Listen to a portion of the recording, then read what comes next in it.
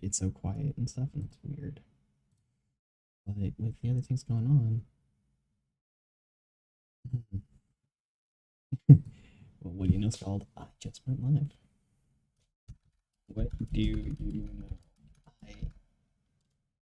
just hit live. And I'll link it once again.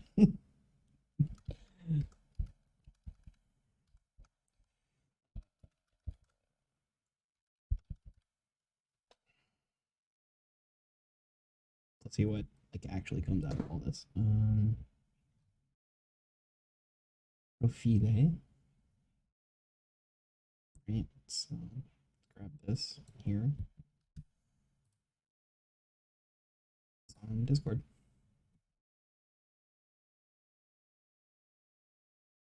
Some people use it for this stuff. But you know what? Gotta turn the link in there. Because otherwise, what is going to happen? Nothing's going to happen.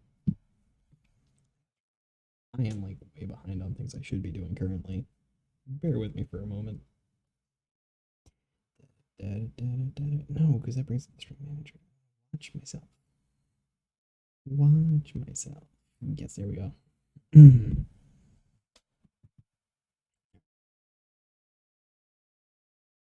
Nash is live? Oh, Nash is. Oh, right. New Power Rangers character came out today. Those folk are going to be. Nash. That's what's gonna be going on there. Whoa, 2 follows. Thank you so much. Thank you. I'm going to be hoping to be entertaining in a moment. I think I dropped that in the wrong place. Welcome and thank you for following. Shout out some. Yeah, it's gonna drop on Derek's. The How Not to DM channel. Let's do that there. It's fresh.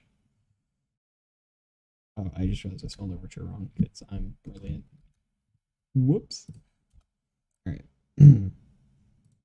So let's get this party started, I guess. Hey, and don't forget, you can always come back on the usual stuff. No, that is the wrong one. Dope. Let's get in. Here is a wonderful drink you can make. I have not had the opportunity. So then, playing by myself, not exactly by choice. I'm going through here. Do not intend for all the characters to be portrayed as cisgender, heterosexual, or white. Neither do I. Read the opening narration, or if you're using the narrator audio track, hit play and pause. So do that. Yeah. All right, let's listen. I think they'll be talking soon, telling me what to do. Mythical Mystery Games presents the first story in the Northwood Fables, a Northwood House Overture.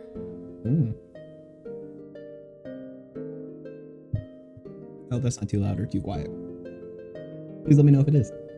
Wait, you can't for like 10 minutes. Sorry. Trolls.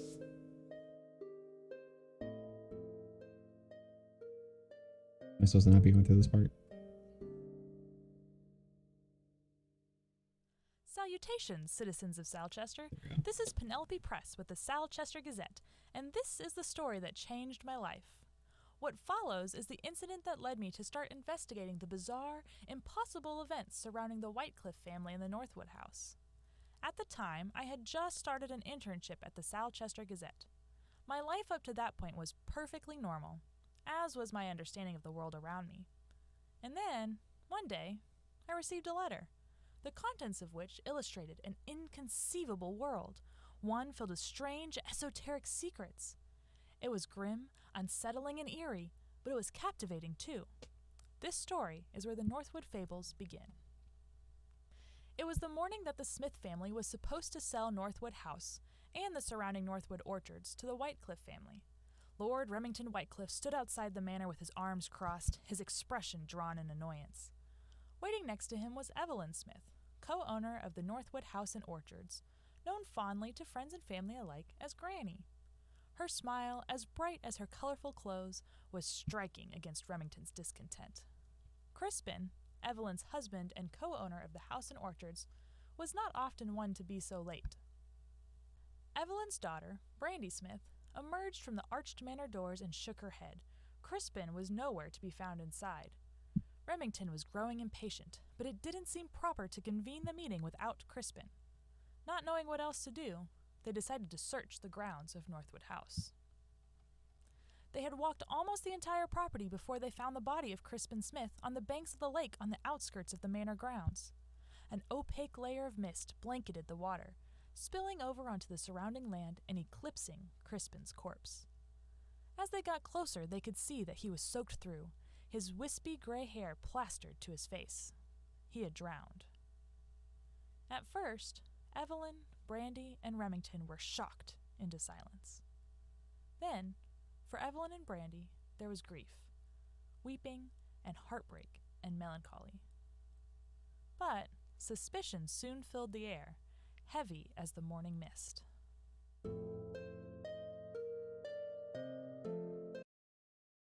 Okay, interesting. So we have a meeting going on between these characters. I'm trying to figure out Fate Weaver at the same time, if you'll bear with me on that one. So Crispin is dead, and we know a little bit about Evelyn and Brandy, and then there's the Whitecliff family. That's about all I've got so far. There's something I missed on that. So what happened here? There was a tag, background color, tag manager. I need to mark you as dead, because you are most assuredly dead. Dead. Easy enough.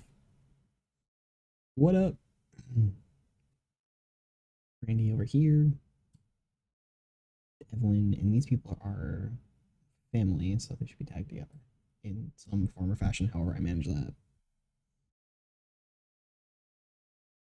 The way that does that is...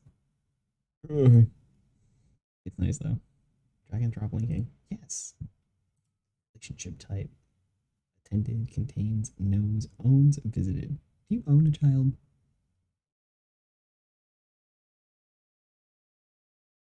Alright, we're gonna add family. Let's do this. Nope, nothing happens if I do that, and that just brings up.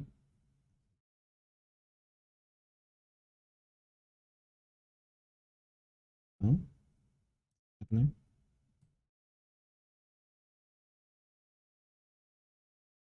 There's some sort of connection here.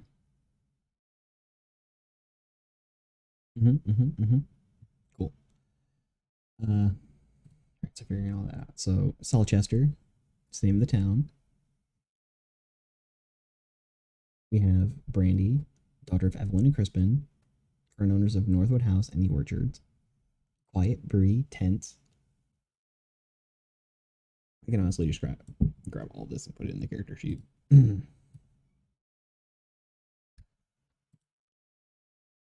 Take this typing. Oh, it keeps them all down there. That's cool.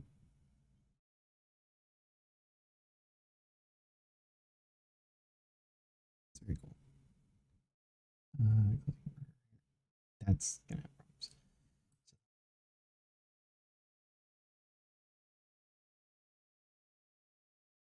problems. Oh, okay. That did a thing. Add relationship.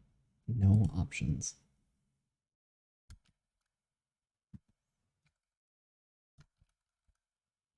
Add family. But how do I add family?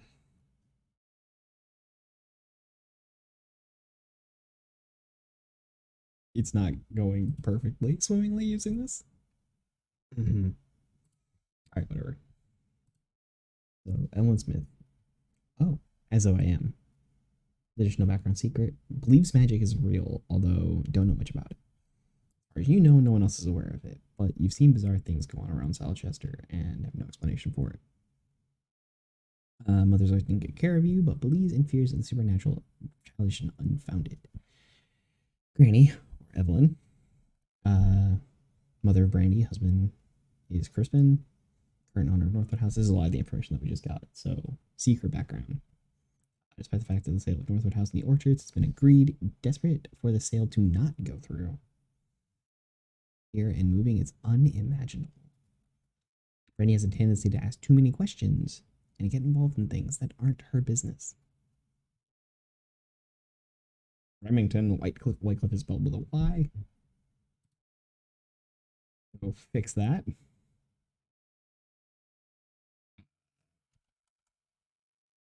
Really? I do that. So we have the Whitecliff family. I don't know how I can immediately add someone to this, but that's cool. We add an entity. Drop that there. This will be Remington. Character. Entities.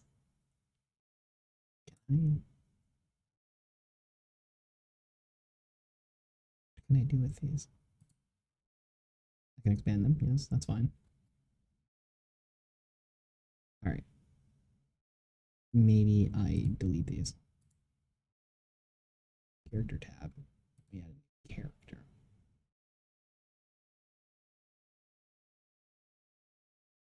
Character is Remington Whitecliff. And some stuff about Remington here. Here's the Whitecliff family. Hoping to buy the house and from the Smiths. Ambitious, arrogant, cheeky, confident. Always gets what he wants. Tends to wear a fine fitted suit to keep self well groomed. I wish I had some more background audio. Is there like a way to... Hey, what's up? Glad to have you here. I wish I could have that like little dingy thing. Just kind of like looping over and over again. Additional info. Bill's reputation as a shrewd businessman, but in reality have a long-standing history. What up? Thank you for joining. Man, so many awesome people here to watch this. Alright, so then secret. Maximizing family's profit. I hate when PDFs do that. It's like a really annoying habit when they put those breaks in there and you copy it somewhere else.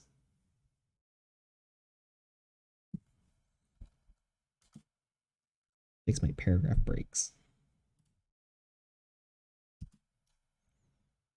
I wonder how it's actually getting in there. If it's like at the end of a line and they put a return. That's what caused that? Hard to say. Okay. It's a different color because it's a character. Then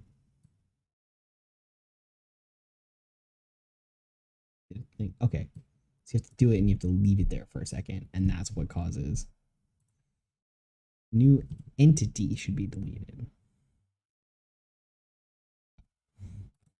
The character tag to these things and stop being a doof. Wouldn't that be smart?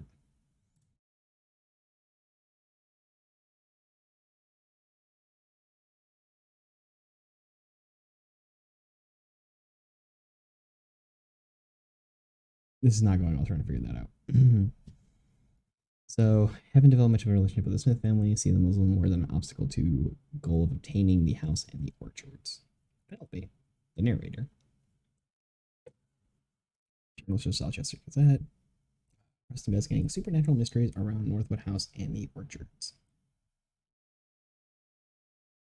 So this is everything we just read, or had read to us, rather. And it's about to get into this dialogue section. I don't know if the dialogue section is in the narration, in which case I could just let it play, or else I could read this myself. But hey, what do you know? So there is the meeting for the sale of the house with Remington, Evelyn, and Brittany. Yes, Brandy have just found Crispin dead in the water, it would seem. Yeah, soaked through, wispy gray hair plastered to his face. He is drowned. Everybody shocked in the silence. Weeping. So let's see if it picks up with the audio. And that might be a little more fun. So I'll read it.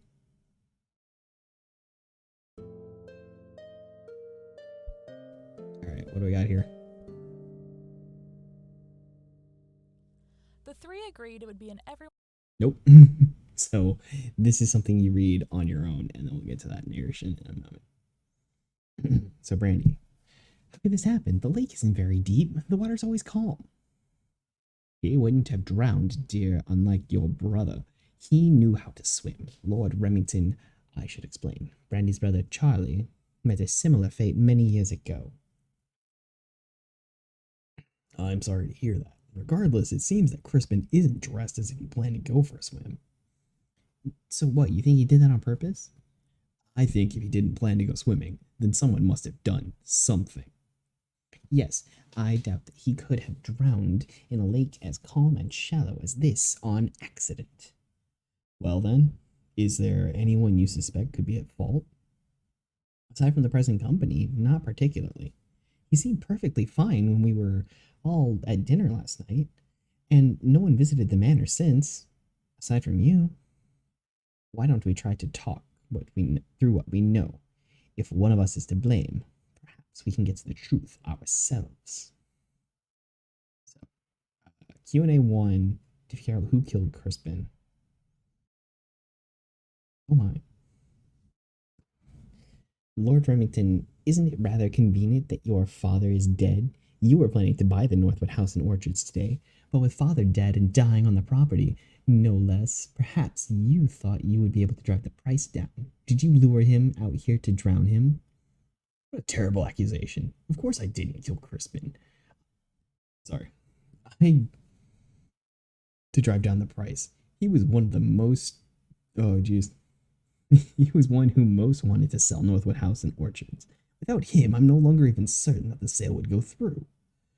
That said, I would be shocked if the sudden death in the property didn't lower the price. In fact, Evelyn, I know your husband was more certain he wanted to sell the place than you were. Did you decide against selling? If you couldn't come to an agreement, didn't you kill him in order to stop the sale? Of course, I didn't kill my husband in order to keep the property. Truth be told, you're right that I didn't want to sell the place. I've lived here a very long time, and I rather like it here. But Crispin and I talked it over, and came to the agreement that it would be best to sell. I loved him dearly. I would never kill him. Brandy, darling, you've been adamant that the sale must go through. You kept talking about how you wanted to get out of here, because you were afraid something bad was going to happen. Did you know this was going to happen to Crispin? Ever since I was a kid, well, since Charlie died, really, I've always said I wanted to move away from here. That's hardly a secret. Anyway, there are a lot of strange things happening around Southchester. Things that seem to have no reasonable explanation. I didn't know something bad would happen, but I spent pretty much all my time worried about all of us.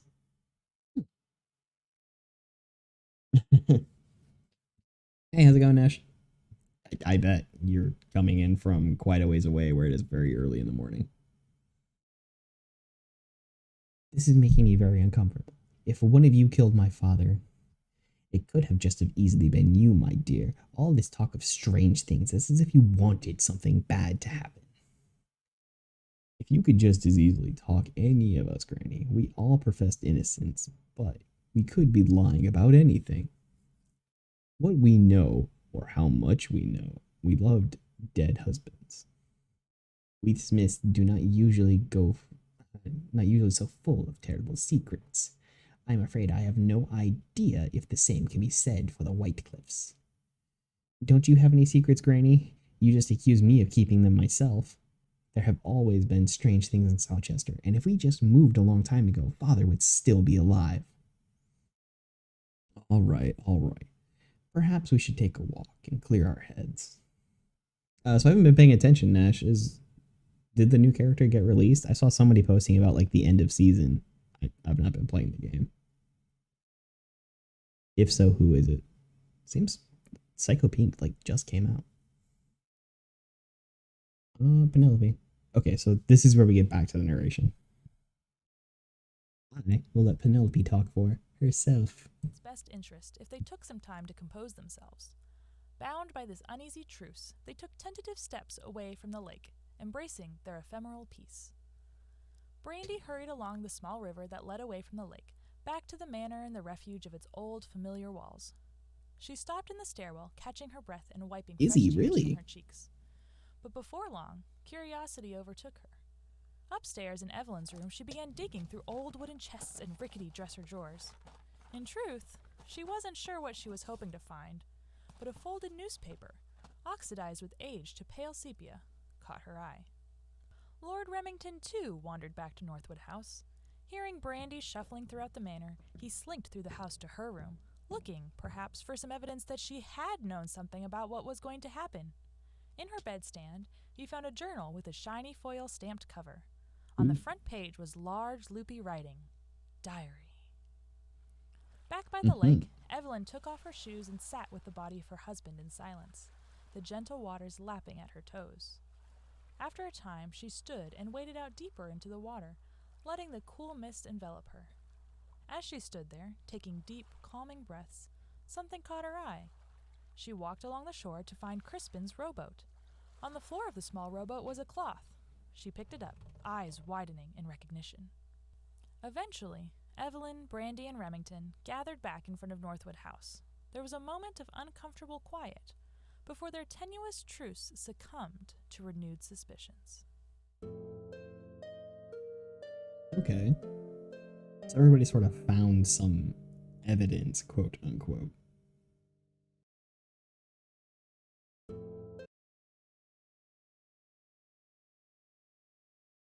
So Brandy went back, stopped in the stairwell, catching breath, crying.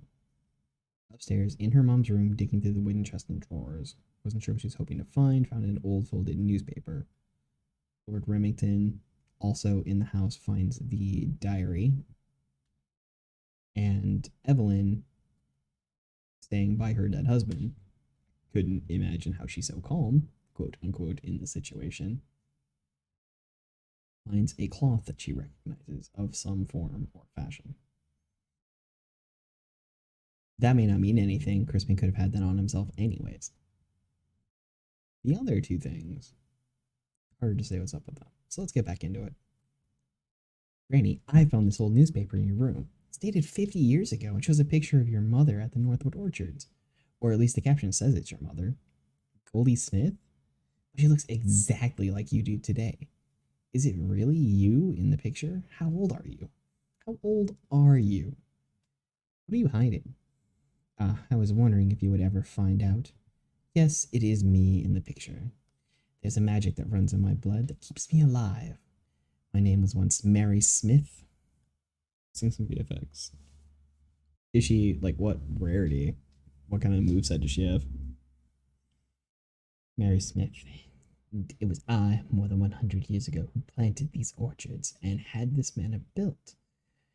Eventually, to avoid suspicion about my age, I created the persona of Mary's daughter, Goldie. After a while, I pretended Goldie had a daughter named Evelyn. Mary, Goldie, Evelyn. It's always been me, but Crispin never discovered my secret. I may be more than a century old, but I am not immune to love. I loved that man. I never wanted to see him dead. Now, Lord Remington, I happened to find this cloth in Crispin's rowboat out by the lake. It isn't mine nor my husband's. In fact, upon closer inspection, it seems to match perfectly with your tie. But if it was yours, that must mean that you went out on the lake in the boat. When did you get out on the lake, Lord Remington, and what possible business could you have had out there, aside from murdering my husband? Yes, that is my pocket square. Thank you for retrieving it. I am guilty of sneaking out onto the lake this morning. I arrived early around dawn, so I had time to wander the ground.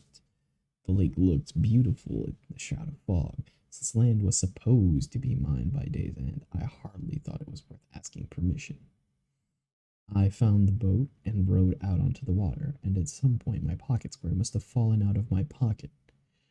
I'm afraid I didn't see Crispin at all while I was out on the water. He may have already been dead by then. Perhaps I only missed seeing him due to the fog and the dim morning light. I assure you, I want this deal to go through. I would never jeopardize that. Brandy, I'm afraid I've been rather discourteous and intruded upon your belongings. I found what seems to be a diary. Forgive my imprudence, but I looked inside, in case you wrote about any secrets regarding your poor father. I'm sure you'll understand my concern upon finding a passage that describes how you must make sacrifices to the lake in order to appease the water nymphs in it. What on earth are you talking about? Did you sacrifice your father to the lake? Oh, haven't given her a preview in the description.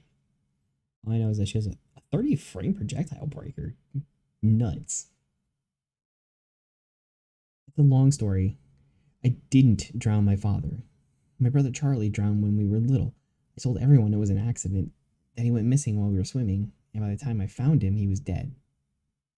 Truth is, we didn't go swimming at all. We were walking by the lake, and a strange woman was there. She called out to Charlie and lured him into the water. Then she held him under until he stopped moving. She told me I could never tell anyone, and that she required a yearly sacrifice to keep her alive. I told Granny, but she didn't believe me.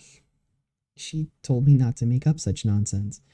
I never told anyone, but ever since then, once a year, I drown a small animal in the lake to appease the mysterious woman.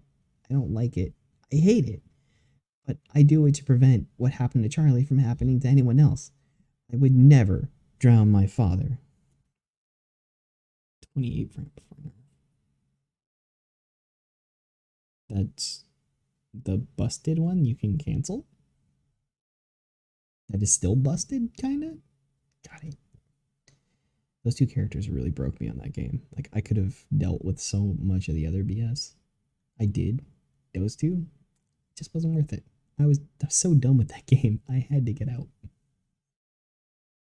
So what happens here? Yeah, it's just more script. Granny, I can't believe you've been lying to me. Every time you told me not to worry about the strange things that happen around here, you've been a part of the strangeness all along. I had to keep my age a secret, dear. If people found out the truth, they would never leave me alone. They'd be desperate to figure out how I'm still alive. But you lied to me. All those times you could have reassured me I wasn't crazy. You let me think I was just overreacting. There seem to be plenty of secrets to go around. Brandy, lest you forget that you also hid relevant information until I dug it up. Of course, you were the only one we can place at the scene of the crime, Lord Remington. But I had no motive. The deal was done, and unlike you, I wanted the sale to go through. Besides, Brandy seems to be the one accustomed to drowning creatures in the lake. But never humans. You don't think the water nymph came back, do you? Could it have been her? Of course not. I may be a bit older than you thought I was, but that doesn't mean the rest of your childish fantasies are true. You have quite the imagination, dear. Well, it must have been one of us, mustn't it? Who do you think did it? Ooh. Accusations. Continue reading to find the answer. Okay. So who did it? There's a lot going on here. I don't know if there's enough lines I can draw to really come up with everything. I mean, obviously, it looks like Remington, which is just a red herring. It has to be. The pocket square has to mean nothing. We don't know how Evelyn keeps her age, or Mary, I guess, as her name might be. That could require who knows what, but it sounds like she's not done anything. But why would she bring up having drowned somebody? That seems kind of foolish.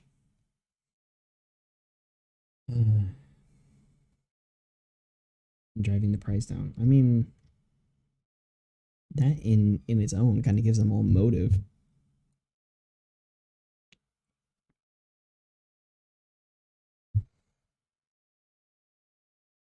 unless there's something else we haven't heard of that would insist that Brandy had to do something more than a small animal, she's probably out. That she wouldn't do that. We don't know that Crispin didn't find out something more about Evelyn, or that her desperation to stay here because she thinks it will persist her age isn't a reason that she, despite her feelings, killed him to remain on the orchard. And, of course, driving the price down through murder. It's always a thing. I kind of don't want to scroll further and ruin it. I almost feel like it's Evelyn unless there's something else. I kind of wish I had a prop I could examine and read through more. Or what was in there. Evelyn seems really calm about being near the dead body. As though she just got used to the idea. That could also, again, just be a part of her age. She's so old that what is death at that point?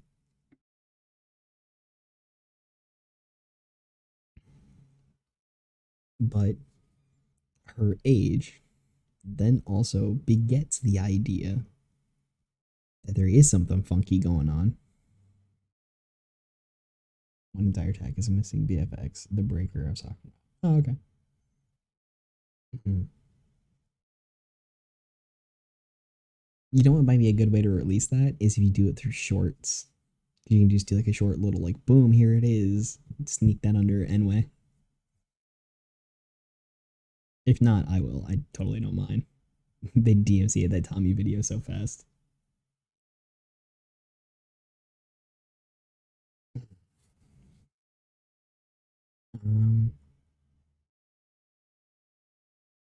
I my bets are either on something else or Evelyn.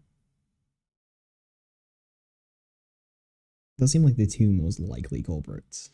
Either it was the water nymph or it was Evelyn. I don't think I can necessarily. Yeah.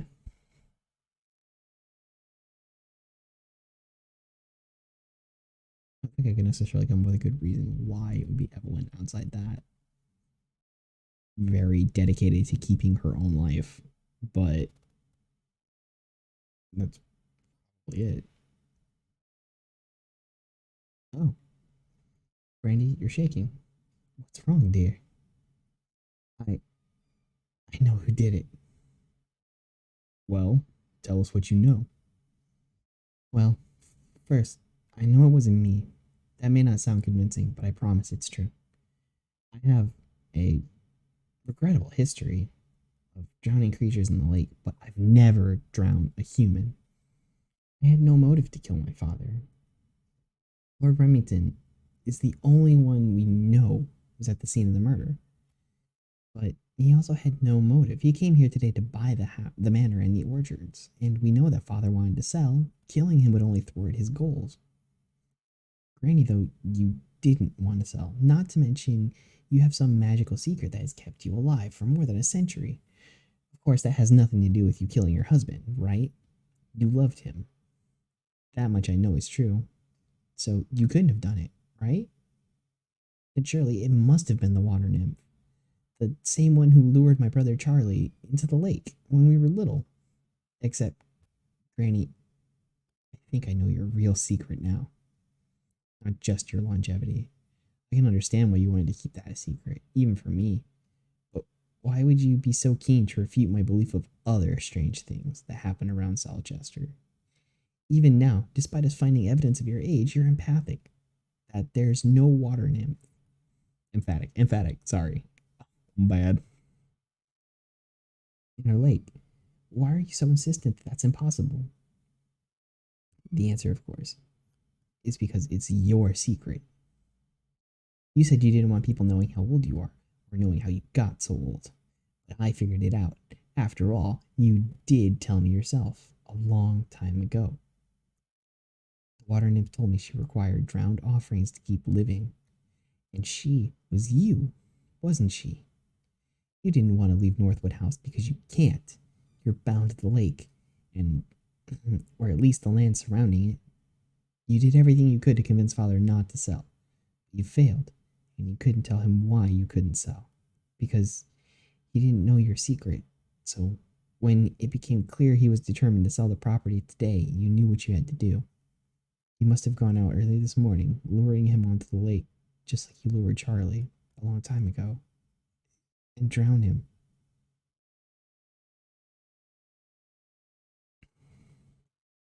Uh, Hold on.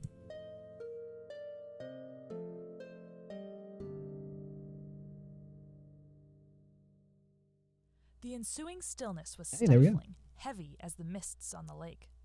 Brandy was breathless, pale, and trembling.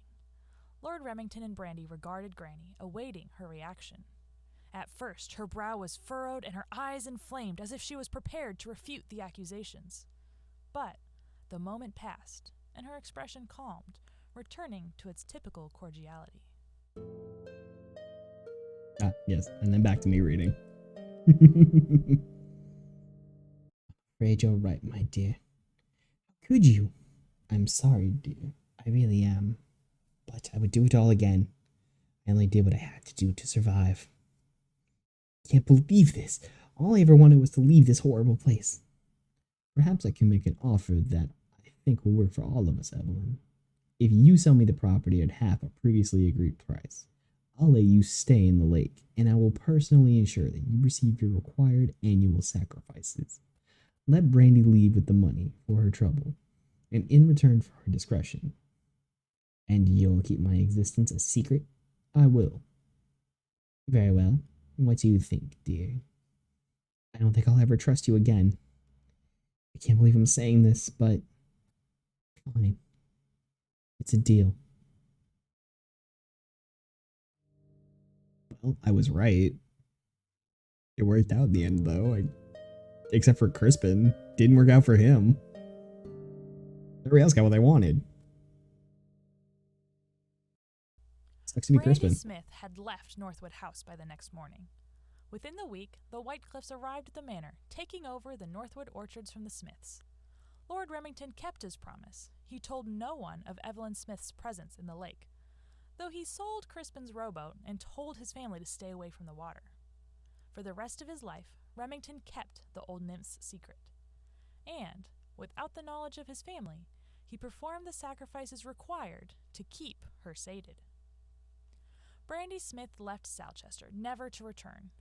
Soon after she left, though, she wrote to the Salchester Gazette, hinting at her fantastical experiences at Northwood House. Her letter astounded me, as well as my supervisors. The Gazette's reporters attempted to contact both Brandy and the Whitecliff family for comments. Lord Remington claimed it was nonsense, and Brandy refused to comment further. It seemed, once she left, she never wanted to speak about her past again. With so little to substantiate it, the Salchester Gazette declined to run the story. Nevertheless, Brandy's letter left quite an impression on me. I realized that I believed her, as inexplicable as it all seemed. And, as time passed, I never forgot her curious tale. I decided to keep my eye on Northwood House, ready and waiting for the inconceivable and mysterious to return. And until then, this has been Penelope Press with the Northwood Fables. There's maybe a little bit that can be done with the PDF to sort of break up these big areas like this here. That might not be too bad of a thing to do. That was pretty well done. Consider more voiceover work. You have a great voice for it if that was you or if you hired somebody. I don't know. If you did, they did a great job, but there is like a hum in the background. Like an AC or a fan or something that could sort of get toned down. I don't know what it's doing now. So stop it. So I was mostly right. I was half right. I didn't... Something about my brain didn't connect the two there. Okay, cool. Yeah, definitely consider more VO work. That was really well done. I don't know if you can still hear some of the hum in the background, as I myself have a very loud fan nearby running on my computer. If you were to record through, and I can push, just OBS or Streamlabs OBS, there are filters you can set on top of I run my audio through Voicemeeter that sort of tone that down and sort of bring it out. so there's not as much of that background noise. If you listen to like my early Waterdeep Dragon Heist stuff, there's a lot of it. But then at some point, I tried out that filter and just like it cut it out entirely. And there was one night that that Calvin's audio was just staticky beyond belief.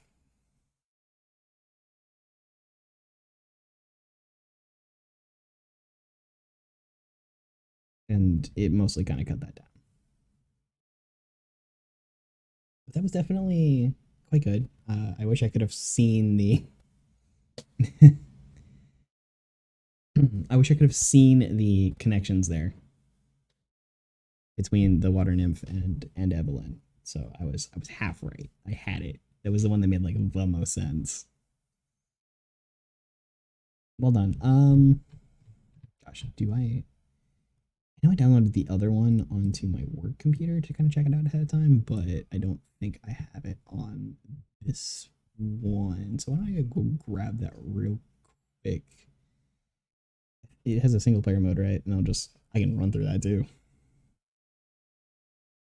Glad to be able to include the audio that came along with it.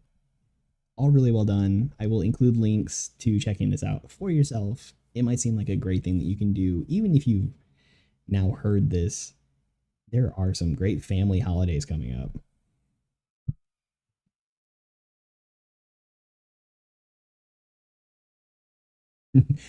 I just 10. Let's go nuts. I know my voicing is bad, but let's roll. Let's do this. Uh,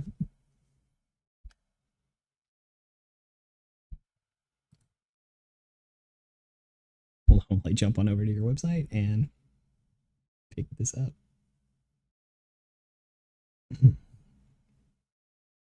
Definitely eager to look at more, and the whole 8 to 10 player.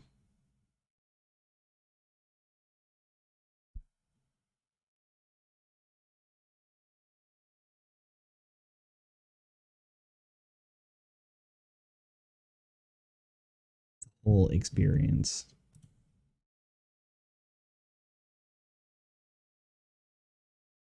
Yeah.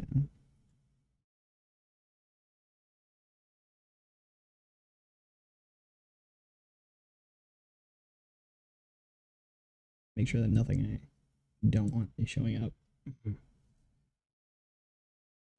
Nice there. It really depends, depending on how you feel. Anyways,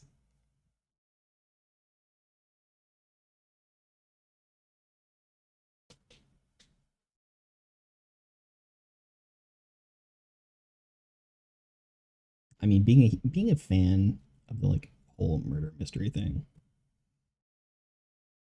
it's definitely cool to go through.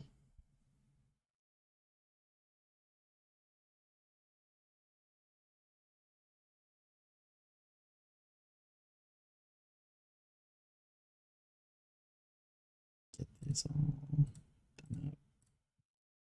This might be where it would be very beneficial to do the Fate Weaver.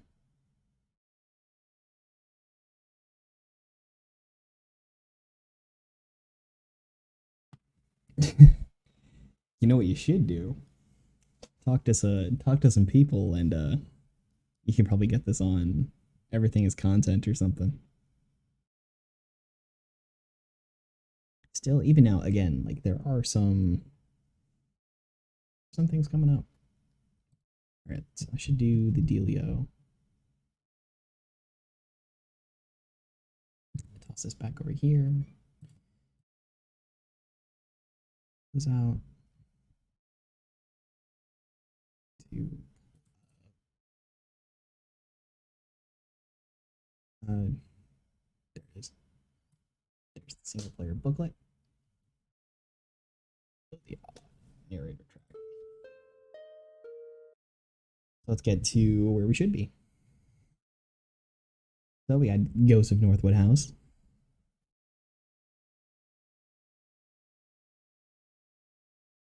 If if we didn't have so many kids, I would probably suggest playing it with the family, and I'm sure that would be a phenomenal time.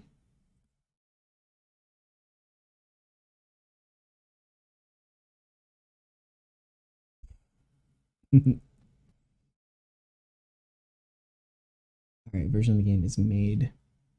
Who want to play on their own? Not necessarily again my goal, just where I happen to be. I don't. I could also get a full cast of people to do this probably. There's a lot of VTubers. I wonder. Character identities. It's whoever happens to be playing the character, I guess, which is perfectly fine. I haven't really done anything significant like this. All right, so we were up here before, but there are a few other places in Southchester. Interesting little town. I would kind of love to learn a little more about it. Hey, Garden. Good to see you back. Oh, a Whitecliff family tree. Nice. You know, if I could, I could build some Fate Weaver. So meeting people. Is there an introduction that goes before this? Like, all right. So got, I'm gonna guess Algernon, Child of Lord Remington, and Lady Gwendolyn. Man, these are some names. When is this set? Like current or Buckley? Milla?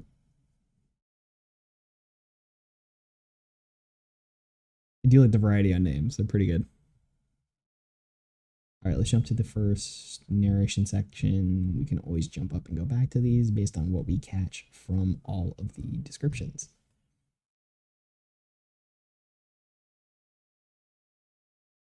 Remington Wycliffe. Ooh.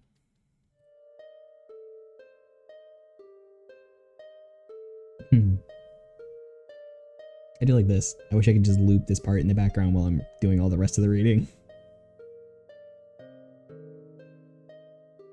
That would be nice.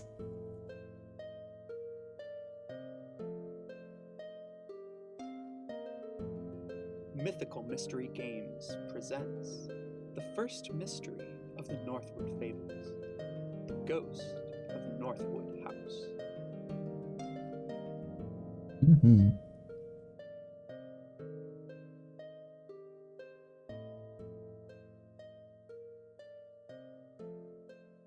I mean, obviously you can see what's going to go on here.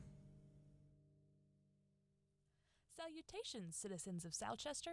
This is Penelope Press with the Southchester Gazette, bringing to you the first installment in what I like to call the Northwood Fables. It had been more than 20 years since the Whitecliff family bought the Northwood House and Orchards. After the mysterious murder of the manor's previous owner, I remained vigilant for the strange and inexplicable, working as a journalist at the Southchester Gazette. But I'm afraid the last 2 decades left me rather empty-handed.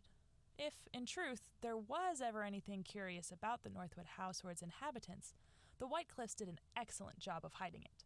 Until, that is, one dismal autumn day when death came to the manor and everything changed.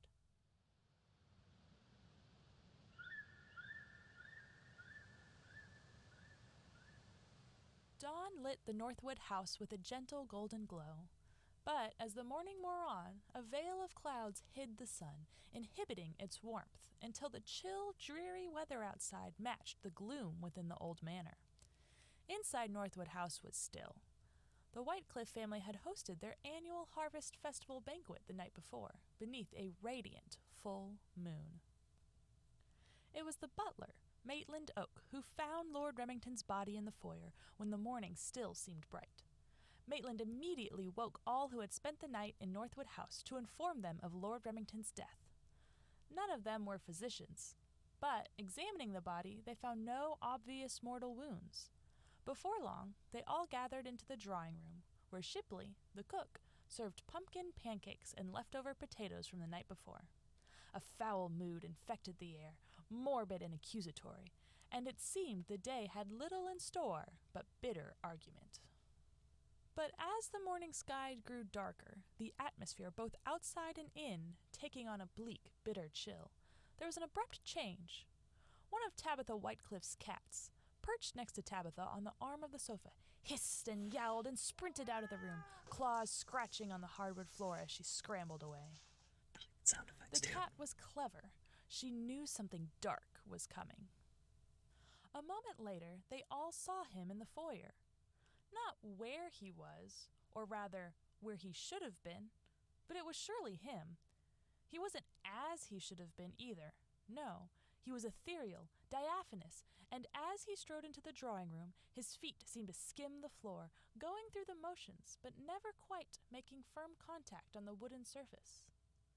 The ghost of Lord Remington Whitecliffe stopped in the center of the drawing room and smiled a lifeless, mirthless, ghastly grin. Nice. Nice. Spooky, ghosty. I mean, it's semi-related. What did I have in mind here? I was literally just thinking of something that completely jumped ship out of my head. There was something very, very similar that was in mind. Hopefully it comes back. So load everything. Now, friendly friends, this incoherent quarreling won't do at all. Father, this can't be. I assure you, it is very much is. I assure you, very much is. Now, I would like to know who killed me just as much as you do. You see, I can't quite seem to remember exactly how it happened. It wasn't me. I swear it wasn't me. Be quiet, Buckley. Whose idea is this trickery? It isn't funny in the least. Trickery, dear wife? Or perhaps wife no longer, now death parts us. There is no trickery here. But for one of you feigns innocence regarding the premature termination of my life. This seems like a family matter. I don't want to intrude. Perhaps I'll go make tea. Be seated, Chibley. This is a matter for the whole Northwood house, and I fear every person in this house is suspect. Well, we have some clever people here. I'm sure we can figure out the truth. The truth isn't so easy, ma'am. Perhaps it isn't, but I imagine we can all find it all the same. So, back to arguing about whodunit then. Yes, I think you had better, but perhaps it would behoove you all to talk one at a time this time. Now, if my killer won't come forward willingly, why don't you try to retrace the events of last night? Perhaps, even if you cannot unearth the truth, hearing you speak may help to retrieve my memory of the matter. So, did any of you hear anything out of the ordinary? I got in a bit of an argument with my father last night about the family business, but it wasn't my intent to get into a fight. I only decided to bring the business up with him after talking with my wife, Camilla, yesterday. In fact, she called me a disappointment, refusing to take what was rightfully mine. Camilla, why did you wind me up like that? If you cared so much, why didn't you bring me back up when I went to talk to my father? I did make my husband Algernon, you know what, whatever, Algernon, upset before the banquet last night. It wasn't intentional. I wasn't looking to start a fight, but I wasn't exactly looking to avoid a fight either. It's just that name constantly complains about his father, Lord Remington, and how unfair that he won't give him the Northwood House orchards. All I did was call him a disappointment for not standing up for himself and taking the orchards. It's true. He is a disappointment, even if I don't actually care. There were a number of arguments here at the Northwood House last night. I heard Tabitha and a shouting match with Lord Remington. What's that about, Tabitha? You're usually so uninterested in the rest of the family these days. What got you so upset?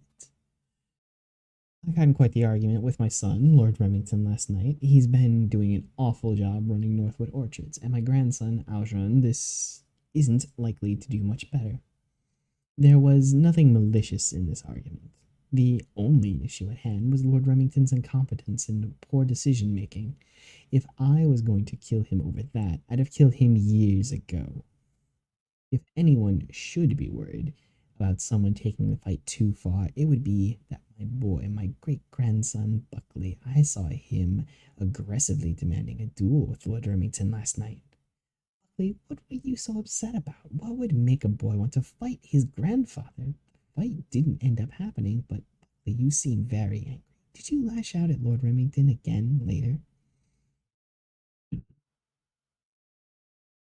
I have what other people call anger management issues, but frankly, I think anyone who doesn't like to fight is a weakling. Yeah, anyway, just because I like fighting doesn't mean I killed my grandfather. Last night I did see my grandfather and my father arguing. I didn't hear what it was about, but I heard Lord Remington insult Algernon, so I ran in and demanded to duel him to defend my father's honor. It was the right thing to do, and a chance to beat up someone. Unfortunately, Lord Remington didn't take me up on it, and my father insisted he didn't need my help. And, well, that was the end of it. Now, I didn't hear what they were arguing about, but I heard Algernon and Lord Remington getting pretty angry, and there was something last night. It was quite an argument. I have never seen you so angry, father. Why were you upset with Lord Remington? Last night, I got into a heated argument with Lord Remington about inheriting the Northwood orchards. For years, he was neglected to step down, keeping me in the periphery of most of the important business. He promised years ago that he would step down soon, and I confronted him last night, insisting he should keep his word and that the orchards were mine to inherit. He refused. It upset me, but I didn't kill him. I saw my daughter Isolde talking to Lord Remington's wine glass in the kitchens last night. Isolde, did you do something to his wine? Why else would you have taken his wine glass? Surely seeing his wine is the butler's job, or the cook's. Isolde, what exactly are you doing? Last night I did take Lord Remington's wine glass back to the kitchens. I wasn't poisoning it or anything like that. I was bringing the glass to my girlfriend, Hollis, who was offered to refill Lord Remington's wine. That's all. My mother, Lady Gwendolen, has despised my father for years. She didn't seem very upset earlier in the morning when we all first saw Lord Remington's corpse, and just a few days ago I remember her saying how happy she'd be to see him dead. Well, mother, did you mean what you said? Are you happy now that he's dead? What was this all you're doing? Sorry, English, it's a horrible language. Yes, I've openly despised my husband, Lord Remington, for years. So what? He was a rather abominable man, and if I wished him dead, well, who in this family hasn't wished one amongst us dead every now and then? If I don't seem upset right now, that's because I'm not. That doesn't mean I killed him. Of course I didn't kill him. Now, I can't help but wonder, when I was going to sleep last night, putting away the tables I had set up in the gardens for the banquet. These names, man. Malin. I didn't see you there. Usually you help me out with work like that. What exactly were you doing at the end of the night? What were you up to, Maitland? To be frank, right now I feel quite uneasy. I seem to remember very little of last night. I'm certain I didn't get drunk. I would never allow myself to lose control like that while on duty. It would be completely unprofessional. The earlier parts of the night with the banquet are mostly clear, but the rest of the night is hazy. I seem to recall very little. I have no idea why. One thing I remember noticing yesterday, is that a bizarre shipment arrived in Northwood House. It was a delivery of poisonous plants that the gardener, Edward, had ordered. Edward, why did you order those plants? Surely you weren't planning to use them to hurt Lord Remington, were you? I recently ordered some poisonous plants, but that doesn't mean I intended to use them to hurt anyone. It's not the first time I've ordered plants that happen to be poisonous to humans. There are already some in the gardens. Sometimes poisonous plants are nice to look at. Besides, that shipment wasn't even mine. I ordered those for Shipley. I did notice something that was actually pretty weird. When I finished up in the kitchens, I stepped outside to let Hollis and Isolde in. I saw Hollis wagging a finger back and forth there, hovering in the air. Above her finger was one of Hollis's rings. There were no strings attached. I'm absolutely sure she was levitating it with real magic. Hollis, are you a witch? You can't be, can you? If you are, what else are you hiding? Did you do something to Lord Remington? Damn, maybe I should have been more discreet last night. Yes, I practice witchcraft. And yes, I can do real magic, if anyone needs proof. I know a quick incantation that to make small inanimate objects dance. I can also make people dance uncontrollably. But maybe I'll save that one for later. Anyway, magic is cool, and being a witch doesn't automatically mean I'm evil. I didn't use magic to kill Lord Remington. If you're looking for someone who is misbehaving suspiciously, Shipley, the cook almost always lets me and my girlfriend Isolde help out in the kitchen. Well, mostly just Isolde. I usually hang out and chat while the two professional chefs work. Last night, when Isolde offered to help, he outright refused. And he didn't say why. What's up with that, Shipley? Did you do something to the food or drinks? I hate to admit I'd fallen behind on my preparations for the banquet last night. I felt bad telling Isolde and Hollis they couldn't come into the kitchens, but I needed my space to ensure that I could get everything done on time. Of course, I didn't put anything bad in the food or drink. What a section. Well, now that was interesting. It seems all of you were up to something last night. Come on, surely cooking for the banquet isn't up to something. There's more than just food you can cook. But what do you mean? I wouldn't have time for anything else. There was so much I had to make for the banquet. Can we stop talking about cooking? Why aren't we talking about how Hollis is a witch? She obviously did it. It's disappointing, buddy, but I don't kill people. Put hexes on whiny brats, maybe, but I don't kill. And you're just whiny, are you, Buckley?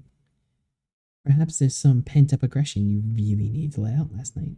Shut up. I already said it wasn't me. Does it look like I stabbed him with my rapier? No? Then shut up.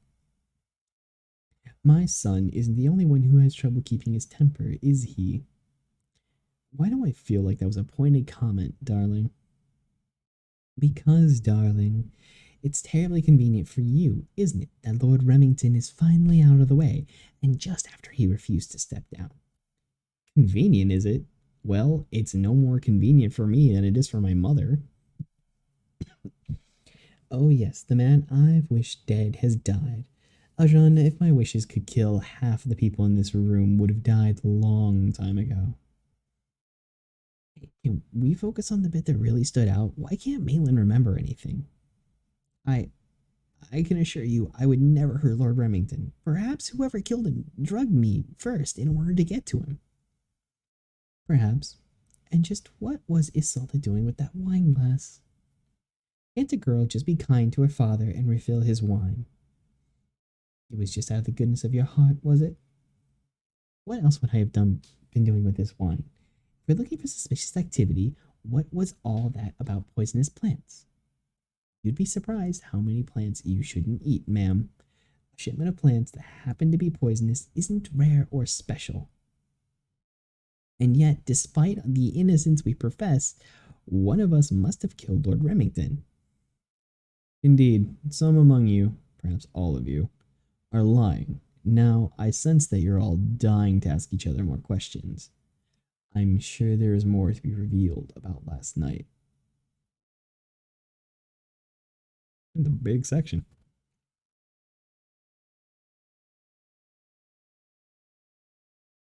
It seems there's more than one witch at Northwood House last night. I saw Isolde stirring up some kind of bubbling brew in the kitchens, muttering incantations into it. Isolde, if you're a witch, what else are you hiding from the family? And what was the purpose of whatever you were doing, brewing? Did you use it to hurt Lord Remington? I was hoping to give my father another reason to dislike me. But yes, I practice witchcraft, and Hollis isn't a bad influence. I was already practicing witchcraft when we met. Magic is what brought the two of us together, and I have no idea how Tabitha saw. I think I would have noticed if my grandmother had walked in and seen me. She must be stealthier than I thought. But anyways, yes, I was working on enchanting a special brew last night. It wasn't for Lord Remington, though, so it's not really relevant to this conversation. Later last night, though, I saw Maitland come into the kitchen looking uncharacteristically flustered. He had wine splashed all over him, and he was carrying an empty wine glasses. He had to change clothes, and he actually seemed pretty upset, maybe even angry. What happened to you, Maitland? What made you so angry? It's starting to come back to me. I was taking Lord Remington and Lady Gwendolyn's wine glasses back to them from the kitchens, where Hollis and Isolde had filled them. Perhaps no one here knows this, but when anyone other than Shipley has to be in the kitchens, has been in the kitchens, I always taste the food and drink to ensure that it's safe. Unfortunately, Lady Gwendolyn happened to spot me sipping the wine from each of the glass. She was furious I was drinking from the glasses. I would not hear my reason. She grabbed the glasses, poured the wine out on me, and told me to get new, clean glasses for her and her husband. Forgive me, but I don't think it's unreasonable that I seemed upset upon my return to the kitchens. Now, back to the poisonous plants.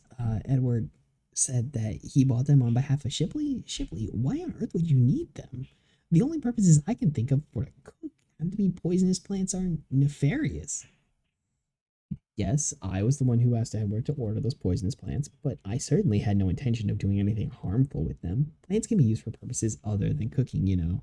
As Edward said, sometimes plants that look nice happen to be poisonous. Should the garden be the only place in the Northwood house that looks nice? I just wanted to decorate my work area. As for someone behaving suspiciously, sorry, English again. I had just finished washing up the dishes and the glasses from the banquet, and I was getting ready to go to bed when I saw Lady Gwendolyn wandering the halls of the house. Lady Gwendolyn, what were you doing up so late? Were you planning to hurt Lord Remington once everyone else had gone to bed? As everyone else went to bed last night, I stayed up walking the halls. It felt good to walk. I didn't want to go outside.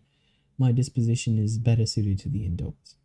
Perhaps, surely, all of you know by now that I prefer to sleep for most of the day. There's nothing atypical about me walking at night. If you're looking for someone actually behaving suspiciously, my mother-in-law Tabitha told me that last night she didn't drink either Lord Remington. Wait, what? Didn't think either Lord Remington or Algernon were capable enough to run the Northwood Orchards. In fact, she asked me to consider stepping in instead. I told her no, of course. I would rather hate attending to that business, but Tabitha seemed desperate to get Lord Remington out of the way.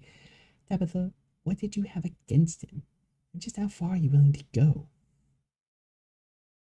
There's nothing suspicious about my honesty regarding Lord Remington and Algernon's shortcomings. Yes, I asked if Lady Gwendolyn would be interested in stepping in to run the orchards, just for a time. Lord Remington clearly didn't have the capacity for it, and Algernon was always a poor fit for the job. Besides, it would do Lady Gwendolyn well to get out of the house once in a while. I had no interest in hurting my son just because Lady Gwendolyn turned me down. So Hollis is a witch, and my sister Isolde was taking Lord Remington's wineglass back to the kitchen on Hollis's behalf. I remember last night I saw Maitland carrying my parents' wineglasses out of the kitchens, presumably after Hollis and Isolde refilled them.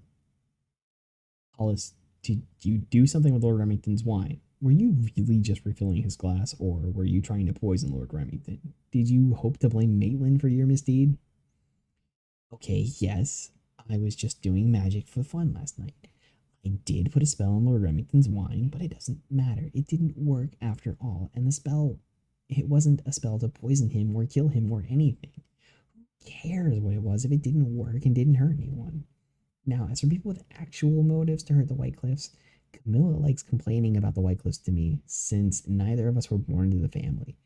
And she told me a few weeks ago that she's planning to divorce Algernon. Camilla, are there any ulterior motives for your divorce plans? Did Lord Remington find out and confront you? Continuing. I am, in fact, planning to divorce Algernon. I was hoping to talk about that with the rest of the family more sensibly later. None of the Whitecliffs knew about it yet, but if it has to come out now, then so be it. It's only because my husband spends all his time working, and in rare moments he is home, he obsesses over taking Lord Remington's role. He's very unpleasant to be around. Can anyone blame me for wanting a divorce? Algernon's mood has gotten worse lately. He's been spending more and more time at work, and I can't remember a single night in the last month that he hasn't complained about his father. In fact, I remember overhearing a conversation Algernon had in his study. I heard him say, "Get rid of Lord Remington." It seemed at the time that his usual rants, but if he was talking about getting rid of Lord Remington by whatever means necessary, Algernon, have you been planning to kill your father after all? Yes, I've been plotting with some of my father's associates behind his back, not to kill him, but to take the business away from him.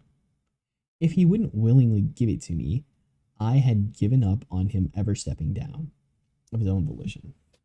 And if it weren't for Camilla pushing me earlier, I might not have even bothered trying to take my father's step down in the first place. I would have preferred to complete this coup my own way. Now, of course, it seems I won't have to, but it's through no effort of my own. I saw young Buckley behaving really weird. While I was out in the cemetery last night, it looked he dressed in dirty rags and was digging up something from the cemetery. What's up with that?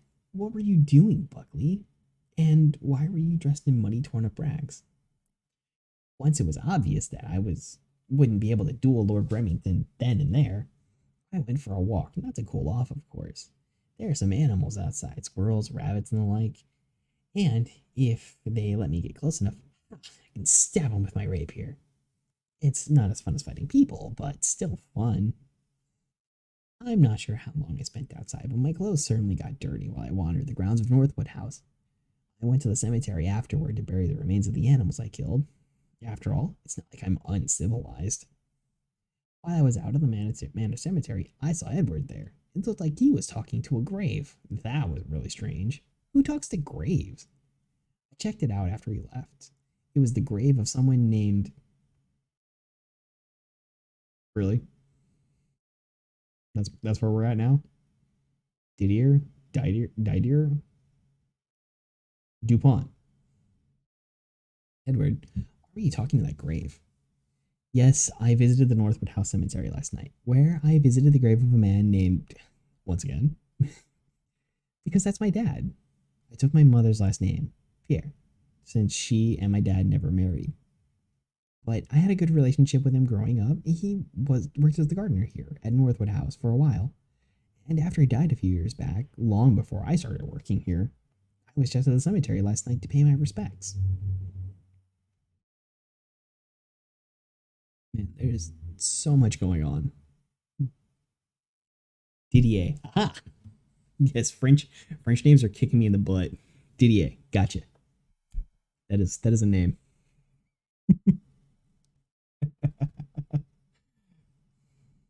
Well, now, it seems several of you have plausible motives, and even more of you are guilty of suspicious behavior than I thought.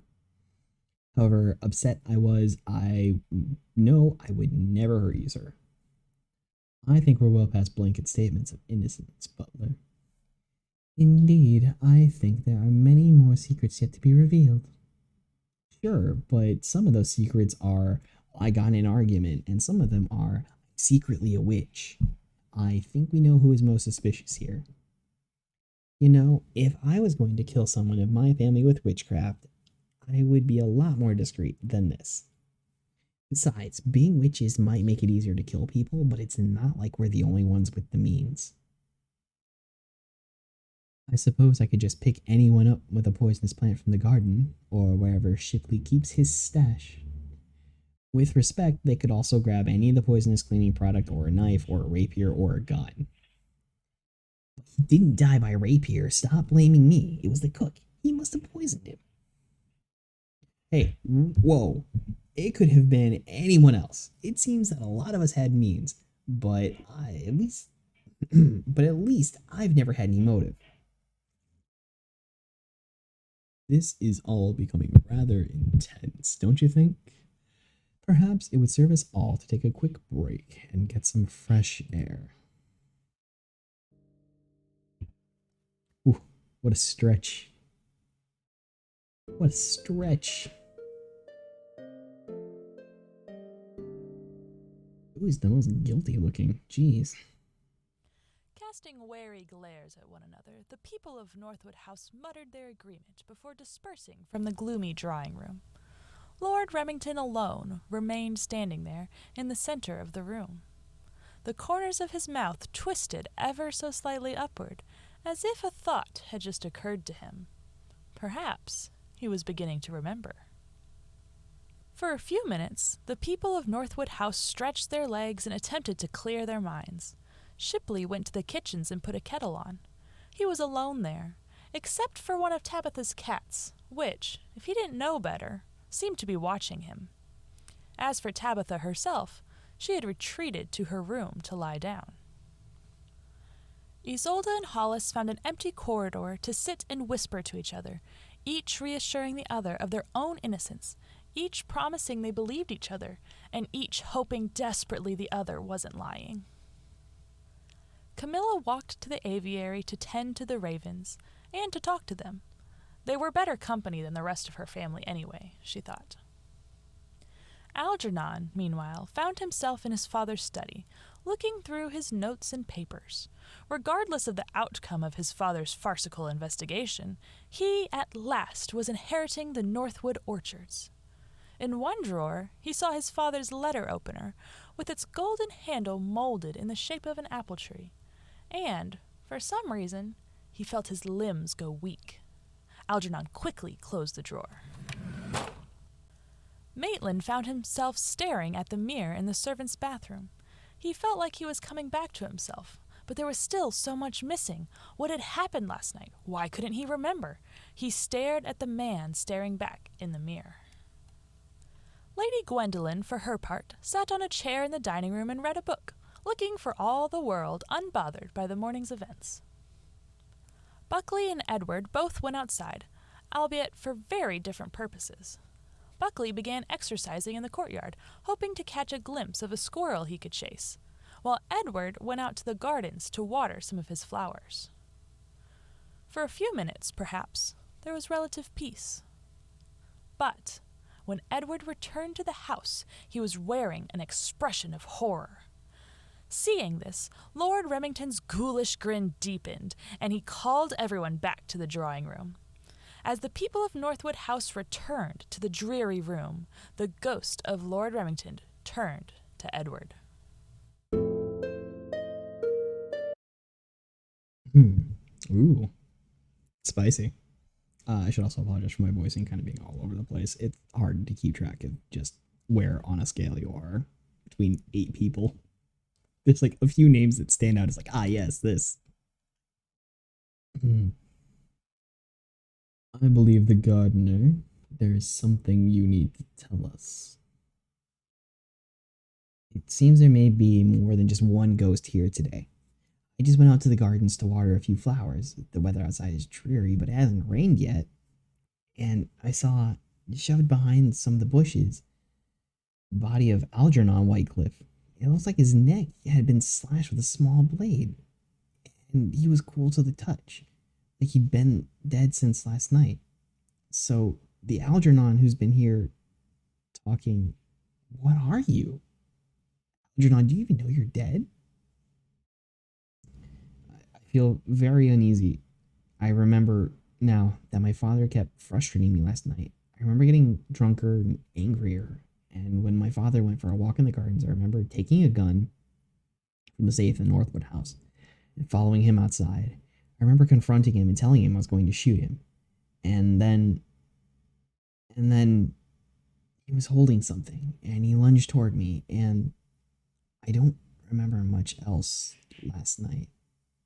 I think at some point I remember seeing a spectral figure in the house, but when I followed it into the hallway, it was gone. The only one I remember in the hallway was Maitland. After that, I don't remember anything until this morning. There's something else that's been bothering me. Maitland drinks very little. His strange behavior certainly can't be due to a hangover, but if he drank from wine glasses intended for both Lady Gwendolen and Lord Remington, he might not only be affected by Hollis's magic, but Isolde was practicing witchcraft too. Isolde, your spells are at the heart of Maitland's strange behavior. Did your spells weaken him or change him? And once your spells failed to reach Lord Remington, Isolde, did you decide to kill him yourself? Fine, if it will put everyone's mind to ease.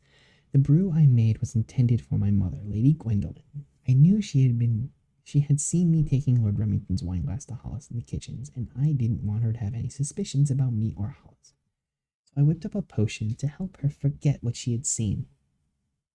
I didn't mean for it to affect Maitland, but I imagine that's why he can't remember things. I was only trying to protect Hollis. It had nothing to do with Lord Remington. Late last night, I went for a walk while Hollis finished cleaning up her spellcasting materials. It was a pleasant enough night for it.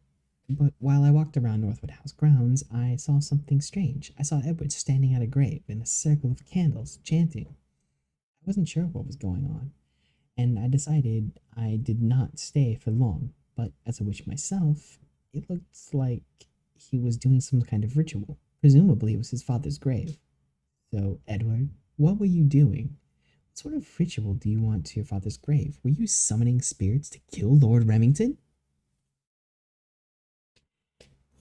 Yes, I returned to Didier Dupont's grave last night. See, my dad died here under mysterious circumstances. That's why I took this job. A few months ago, I've been waiting for the night of the spirits were closest so I could have a seance, and oh boy, did it work. I managed to conjure my dad's spirit. He possessed me and used my body to talk with me. It turns out my dad got awfully sick, but Lord Remington wouldn't let him take time off. Dad got worse until one day he collapsed in the gardens. It was hours before anyone found his body. Lord Remington had been buried in. Wait, what? Had him buried in the cemetery, and he sent a short, nondescript notice of death to the Didier's family. After I learned the truth from my dad, his spirit left me, and I took a walk through the gardens to calm down.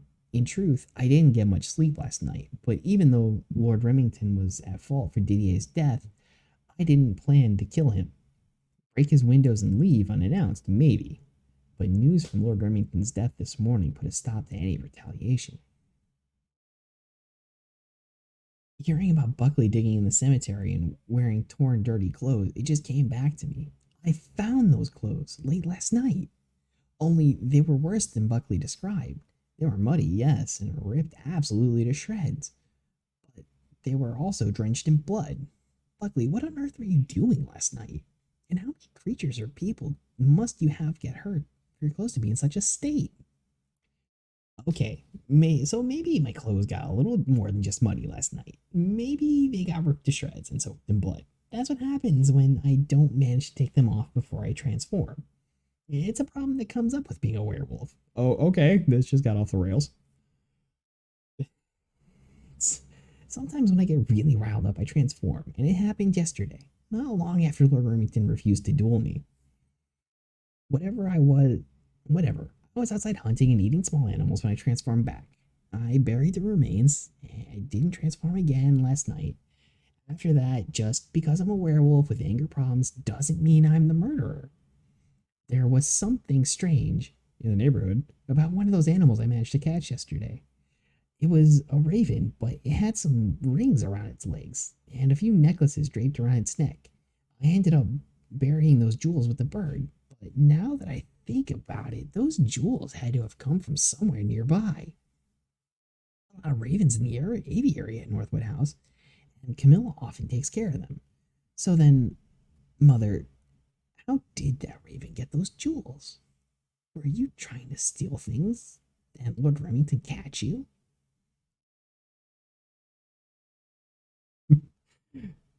Unfortunately, the prenuptial agreement I signed with Algernon would see me receive absolutely none of the White Cliff's substantial fortune if I divorced him.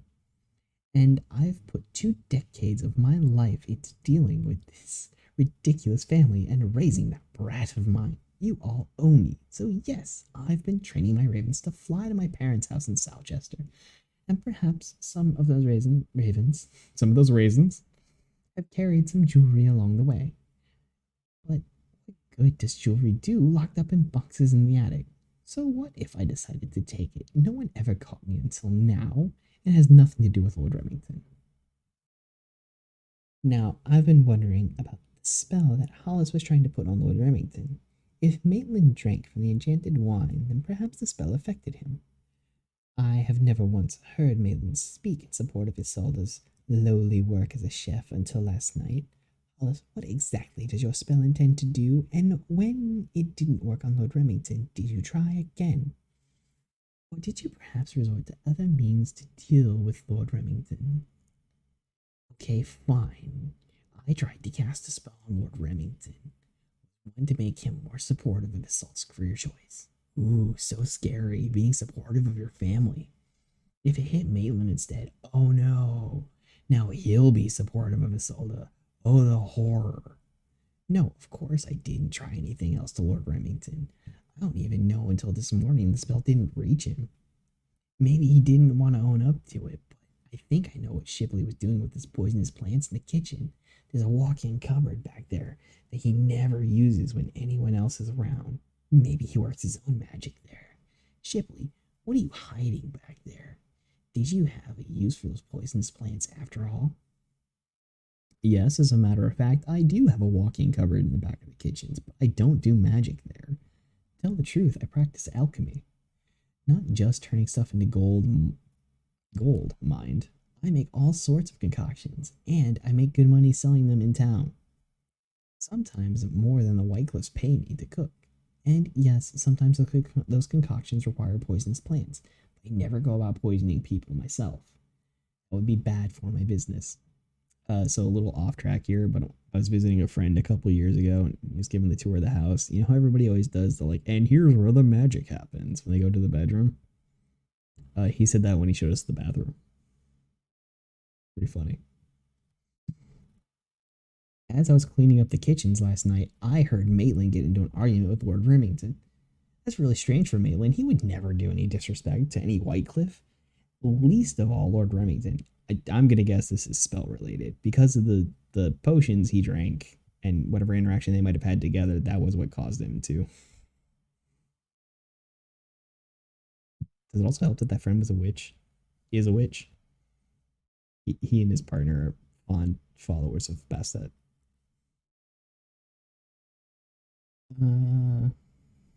Least of all Lord Remington.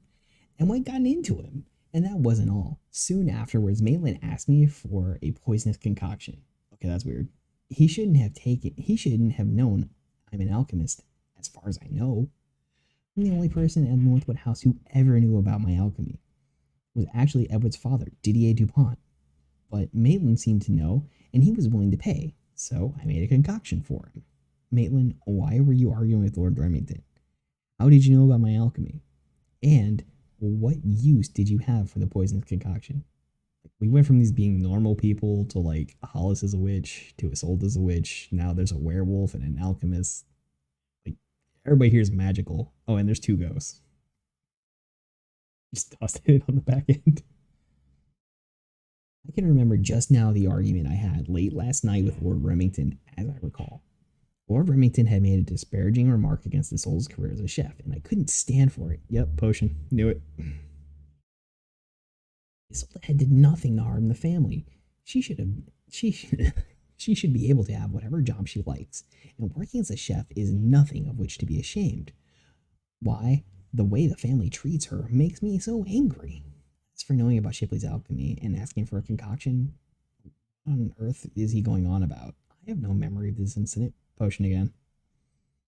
And I had no knowledge of Shipley being an alchemist until I heard about it just now, although many of my memories of last night remain clouded and possessed by Didier. That's got to be the two adding up there. Last night, after the others went to bed, I heard someone leave Northwood House, though through the servants' door.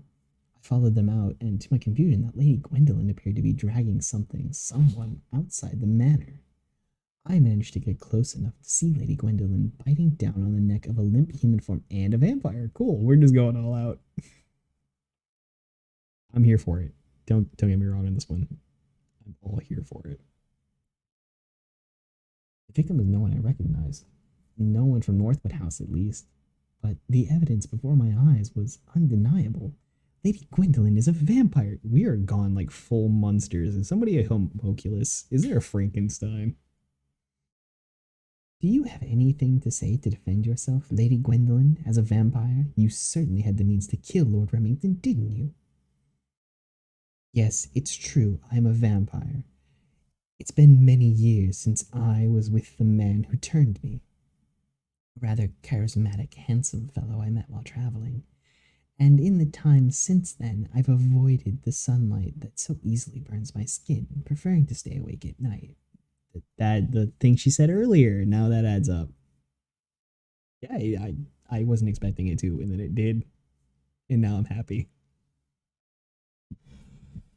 Where was I? There we go. I may wander outside the house and lure people back to Northwood House to feed on them. It's what I must do to survive, after all. But killing people as a vampire certainly leaves marks on their body, and there were no such wounds on Lord Remington. Now, however, you may all think of me, at least it's clear I didn't kill my husband or turn him into a vampire. Wait, it's impossible for anyone to have seen me. I remember I was very careful about watching my back. I avoided everyone all night, in fact. I'm certain that only one creature from Northwood House saw me last night while I was taking my victim's body out to be buried in the woods at Northwood House. And one of the witches turns into a cat. Or someone else can transform into a cat. I mean, that's what's going on here. One of Tabitha's cats. So if Tabitha knows, Tabitha, can you talk to your cats? Can you possess them? If you can do that, what else can you do? It's a secret I've kept well hidden for a while now, but yes, I'm capable of transforming into a cat. Knew it. And like when they were talking about the cats earlier, I knew it. And sometimes in this form, I wander the Northwood House and surrounding grounds. It's not only to spy on people. I'm quite old and I can't move around like I used to. Standing up for too long hurts, let alone walking. My cat form grants me much freedom. Unfortunately, it doesn't give me any other special powers. I certainly didn't kill Lord Remington while in cat form. Oh man, if only that could be bumped up slightly. There's so much empty page here. It seems there are many more secrets than this family that any of us knew. Indeed, many of you have revealed far more than necessary to get to the truth of my murder. But my memories of last night have begun to take shape once more. Do you know what happened? Have any of you determined who might have had the motives to kill me? God, we've seen it. It's been here? I don't think I followed well enough.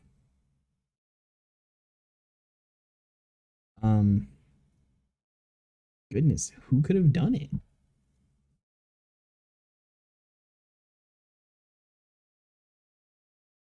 Hmm. I mean, things are all over the place. All kinds of different motives. My initial stab at this, considering everything that's gone along and knowing that Didier has possessed at least two people based on everything I've read so far, I would say that Didier did it. But Didier did it as who is the question. Possibly Maitland, because he can't remember anything.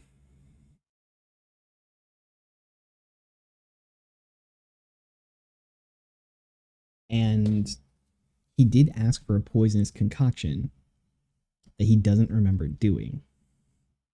Or we're being directly lied to by Shipley. That is also quite the possibility. I mean, anyone who's been listening, if you have any guesses there, feel free to toss it out. You can also jump back up to here. Actually, let me open up a second of this so that we can just kind of quickly scroll down to the people and not lose our place. Because I skipped completely over this. Okay, Buckley. Anger management issues, enjoy getting into fights, hate being around the Northwood House, mother and father tend to leave you alone, let you do what you want, Lord Remington makes you follow the rules. Does not mention werewolfhood. How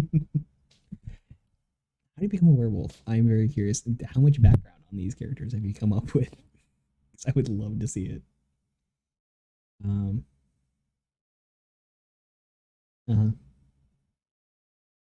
For servants, so he's like not in for that. Camilla, wife of Algernon, mother of Buckley, the company of birds, training birds. She's like the most normal out of anybody here, except for her bird training. Edward, just out of nowhere, only been here for a few months, interested in something with his father. I guess Edward could also potentially have the motivation and the possibility there, because upon learning that his father died due to Remington not allowing it, or Lord Remington not allowing him to take time off. He could certainly be upset at that. I don't know if he could have devised the kill that quickly though. Gwendolyn. Okay, cool. There's a lot going on here. It's a lot of cool stuff. I didn't expect it to like. I don't want to say jump the shark because that usually comes with bad connotations, but you know, let's be real. It it made some leaps there that I wasn't expecting. It was kind of awesome to run head first into that. Um, Gwendolyn the vampire. I don't know. I don't really have any suspicion on her. Dragging out a body, which at least claimed to be rando person, doesn't seem to have. It doesn't seem to have the motivations. Or at least I don't think so. Hollis, hard to say. Really hard to say. Based on Maitland's actions, at the very least, she seems to be on the up and up. And on some of his other dialogue. Now, I don't know how well built in that could be necessarily here, but it is entirely possible that Maitland could be lying about that at that point in time, having already heard beforehand that that was what the potion was intended for. Isolde.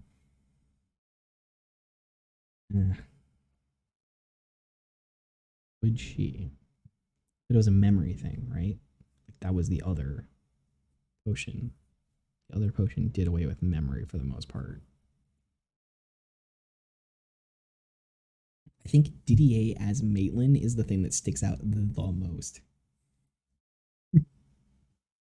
Right? I'm sure it'll make more sense when there's more of the tales, but right now it's like even like 0 to 60 in awesome seconds flat. I highly recommend playing this game with people who don't know. Yes, and Grandma turns into a cat. It's also a thing. Grandma knows so much about these people and has revealed so little.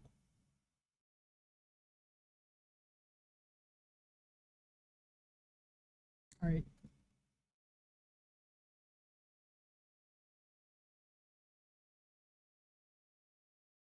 I'm gonna say this Shipley is technically innocent unless it was a poisonous concoction that killed him, in which case Shipley's like innocent or guilty by association, really. Sorry. Don't drink soda while streaming. So let's get to the part where he dies and just get the information we could have here. Cat was clever. She knew something dark was coming. When a Tabitha Whitecroft perched next to Tabitha on the arm of the sofa hissed. Okay, so it was with her. She was not a cat at the time. Stretching on the hardwood floor, she scrambled away. So the cat ran away. The cat knew something was about to happen. Cats are weird like that. Also, I'm in the foyer. Not where he was, or rather where he should have been, but surely him.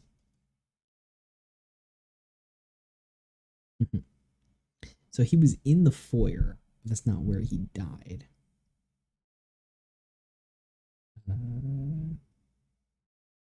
Or his body wasn't there at the time because he was found in the foyer.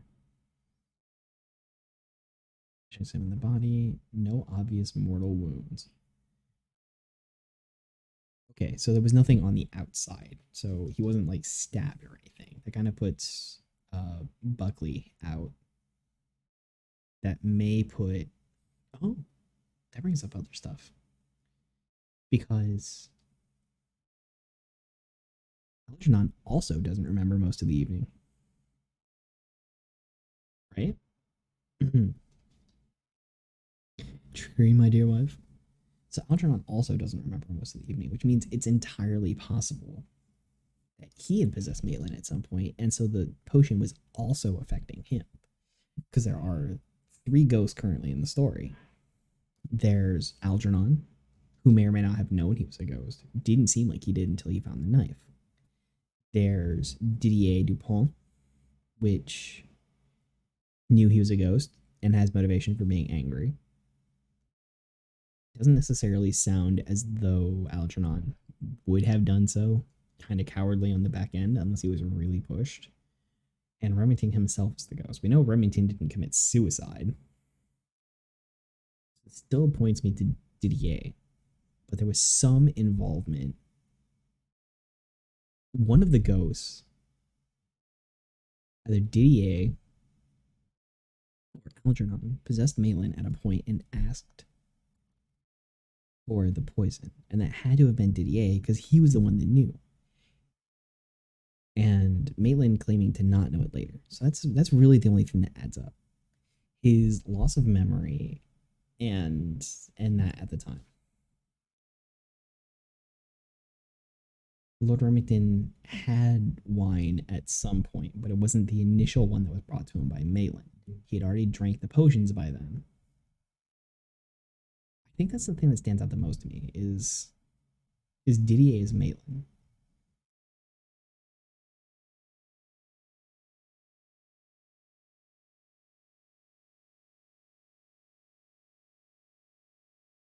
And Tabitha knew some other stuff. I think that's my guess. Didier as Maitland.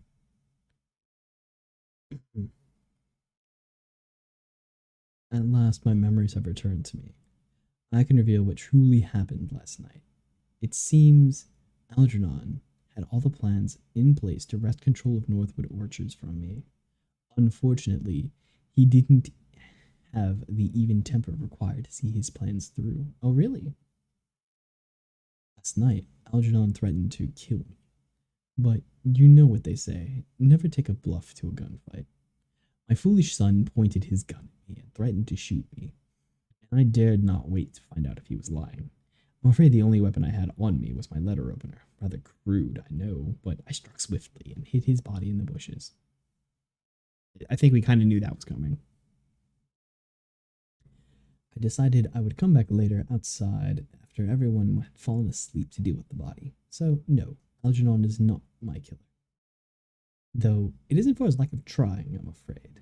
In this case, our roles are rather reversed. Now, what about Buckley? The boy certainly has the means. I dare say my letter opener may have been fairly useless against a werewolf, but my body bears no wounds, and it's certainly not within that boy's means to be so discreet. Buckley would have made a mess of me. He is not my killer. As we saw, I was never the target of Isolde's witchcraft. While she no doubt had the ability to kill me, unlike many of you, she never had the motive. I was the target of Hollis's spells, but it's clear she preferred that I be alive under her enchantment, so that I could speak well of Isolde. If I were dead, I I couldn't stop the rest of you from belittling Isolde's life choices. Neither Hollis nor Isolde are my murderer. As for my mother, Tabitha. Mother, I had no idea you could transform into a cat. It certainly explains how you know things that should be impossible for you to know. Yes, she wanted me out of the family business just as much as Algernon did, but unlike Algernon, my mother is not nearly so hot-headed. Tabitha certainly has secrets, but my mother is not among them. Oh, my murderer is not among them. English. Now, my dearest wife, the Lady Gwendolen, who for years now I have rarely seen as she sleeps through the day and wakes all night. Now, at least we know why. I think, darling, you could have told me you were a vampire. There was little enough love between us for it to have made the difference in our relationship. Lady Gwendolen, it seems, is likely to have killed a number of people over the years, but I am not among them. Camilla, meanwhile, has been planning to leave our family and take as much wealth as she can with her. I can't say that I wholly blame her. Algernon was surely a poor husband, as he was a son. This dude's just getting roasted left and right. Perhaps, if I had caught you thieving, we might have had a real confrontation. I still can't English. And then who knows what you might have done. Alas, I had no more knowledge of your pilfering ravens than anyone else here. Camilla is not my killer. You may realize now that there are 3 names yet to be exonerated: Edward, Shipley, and Maitland. And I'm afraid to say that my murderer is all of them and none of them. Allow me to explain. You see, Edward called forth the spirit of Didier Dupont, whose death on these grounds, I fear to admit, was indeed my fault. Yet Edward completed his seance. In his anger at what he learned, he failed to send his father's spirit back. Ordinarily, the spirit of Didier Dupont would not have lasted long on the mortal plane. But last night, when the realm of spirits was closest to that of mortals, Didier Dupont managed to cling to our realm just long enough to find a suitable vessel to possess. And, thanks to the effects of the wine he drank, Maitland's mind was weak, making him very suitable vessel indeed. Shortly after my argument with Maitland, Didier possessed Maitland's body and went to ask Shipley for a poisonous alchemical concoction. As Shipley said, it seems Didier knew of the good cook's alchemy from when he worked here years ago. Coming from Maitland, though, it was surely a strange request, but Shipley is used to discretion in his line of work, and is willing to serve the butler, so long as he was paid.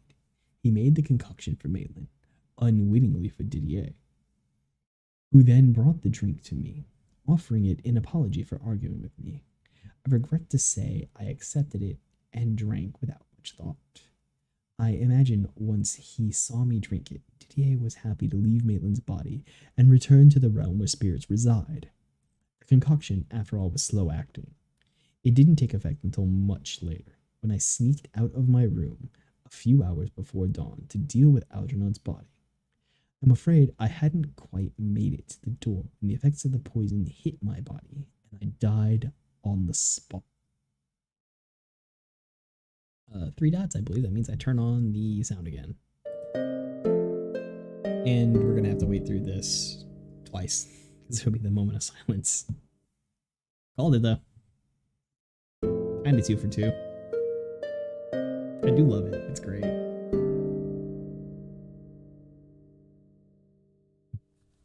At last, my memories have returned to me, and I can reveal what truly happened last night. It seems Algernon had all the plans in place to wrest control of the Northwood orchards from me. Unfortunately, he didn't have the even temper required to see his plans through. Last night, indeed, Algernon threatened to kill me. But you know what they say. Never take a bluff to a gunfight. My foolish son pointed his gun at me and threatened to shoot, and I dared not wait to find out if he was lying. I'm afraid the only weapon I had on me was my letter opener. Rather crude, I know, but I struck swiftly and hid his body in the bushes. That was, I decided I would come back outside later after everyone there. had fallen asleep to deal with the body. So, We're no, going to keep track of data. Algernon is not because my it was killer. just me Though it reading isn't out for everything, his lack of probably trying, made it easier. I'm afraid, in this case, Sorry, I'm our talking roles over are you, rather talking about things I just reversed. read. So, Now, in the end, what about Buckley? this being a whole The boy group of certainly people has the would means. probably I make dare it say my harder letter to opener track may have been unless fairly everybody's taking useless notes. against a werewolf. But my body bears no wounds, and it is certainly not within that boy's means to be so discreet. No, Buckley would have made a mess of me. He's not my killer, either. Look forward to playing this with a group of people. As we saw, That would I be was great. never the target of his oldest witchcraft. While she no doubt had the ability to kill me, And then unlike no many of two, you, she never maybe truly 3 had the groups to motive. play it with. I was the target of Hollis's spells, but it's clear she preferred that I be alive and under her enchantment, so I could speak well of Isolde. If I were dead, I couldn't stop the rest of you from belittling Isolde's life choices. Neither Hollis nor Isolde are my murderer. As for my mother, Tabitha. Mother, I had no idea you could transform into a cat. It certainly explains how you know things that should be impossible for you to know. Yes, she wanted me that out of the line family business just as It much came as up Algernon earlier than did. that, where she But was unlike talking, Algernon, or someone my was mother talking is about the not nearly cat, so like looking hot-headed. just too smart. Tabitha certainly has her And she's like, secrets, did but one of the my witches turn murder to a is cat? not among them. Does one of the witches have Now, cats? my dearest wife, And I the Lady completely Gwendolen, missed the whole who for thing about years Tabitha now I having have cats. rarely seen, as she I sleeps through the knew day and that. wakes all night. Now at least we know why. That's pretty I good. think, Small sneak. darling, you could have told me you were a vampire. There was little enough love left between us for it to have made a difference in our relationship. Lady Gwendolen, it seems, is likely to have killed a number of people over the years. but I am not among them. Camilla, meanwhile, has been planning to leave our family and take as much wealth as she can with her. I can't say that I wholly blame her. Algernon was surely as poor a husband as he was a son. Perhaps, if I had caught you thieving, we might have had a real confrontation, and then who knows what you might have done. Alas, I had no more knowledge of your pilfering the ravens information about than it anyone being else here. Camilla directly that Didier is not blamed him, my sort of Camilla. like threw that into the You running. may It's like, realize oh, well, now there's this there are other 3 names ghost yet in to be the mix. exonerated. Edward, Shipley, And then and that Maitland. he knew. And I'm the afraid to say alchemist that my murderer kind of is connected those two dots, like all of right them. there. And none of them. Allow me to It's like- explain. You see, Edward called forth the spirit of Didier Dupont, whose death on these grounds, I fear to admit, was indeed my fault. Yet when Edward completed his séance, in his anger at what he learned, he failed to send his father's spirit back. Ordinarily, the spirit of Didier Dupont would not have lasted long on the mortal plane. But last night, when the realm of spirits was closest to that of mortals, Didier Dupont managed to cling to our realm just long enough to find a suitable vessel to possess. And oh, thanks to the effects of the wine he drank, Maitland's mind was weak, making him a very suitable vessel indeed. Shortly after my argument with Maitland, Didier possessed Maitland's body and went to ask Shipley for a poisonous alchemical concoction. As Shipley said, it seems killing Didier knew of Algernon the made good sense, cook's but man, alchemy that seems from like when one he of those out worked of here nowhere years things ago. too. Coming from Maitland, though, The it kind of was thing that surely a happens in a strict movie. request. Or But not. Shipley is used to discretion Father in kills his line son. of work, and he was willing to Huge serve the motivation to do butler so. long as he was paid. Definitely. He made the concoction for Maitland, unwittingly for Didier, who then brought the drink to me, offering it in apology for arguing with me. I regret to say I accepted it and drank without much thought. I imagine, once he saw me drink it, Didier Dupont was happy to leave Maitland's body and return to the realm where spirits reside. The concoction, after all, was slow acting. It didn't take effect until much later, when I sneaked out of my room a few hours before dawn to deal with Algernon's body. I'm afraid I hadn't quite made it to the door when the effects of the poison hit my body, and I died on the spot. Well, I'm afraid the mood has grown rather grim. I would say I'm sorry, but I dare say I'm not the only one at fault. It seems you all have much to talk about, and perhaps even more secrets than you've disclosed here today. Alas, with the truth of my own death revealed, none of those secrets are likely to concern me. Do what you will, as you always have. I think my time here is done. As he spoke, Lord Remington grew fainter, more translucent, his voice echoing and fading as if he was moving farther and farther away. And then he was gone. Outside the Northwood house, a light rain began to fall from the ash-gray sky, a gentle, murmuring drumbeat on the roof and windows. But inside, the dreary drawing room was quiet. Over the following days, rumors surrounding the mysterious deaths of Lord Remington and Algernon spread quickly through Salchester. I reached out in vain to the Whitecliffe family for comment, leaving my knowledge of the events founded on gossip and hearsay. Still, all accounts of that day seemed to agree that the proceedings were not entirely natural. And, as it turned out, I didn't have to wait long for more substantial evidence of the supernatural in Salchester. But that is another story. And until then, this has been Penelope Press with the Northwood Fables. And you know, I look forward to definitely doing this again when the next one comes around. That was very enjoyable. It was nice. I wasn't entirely sure I would pick up on all the clues and be able to accurately solve things and just look like a dope like I normally do. That was great. Oh, Texas A&M, nice. That's pretty cool. Wow. Yeah, that's all marvelous and wonderful and wrapped up. Definitely having this track to play on the background would be a really cool effect.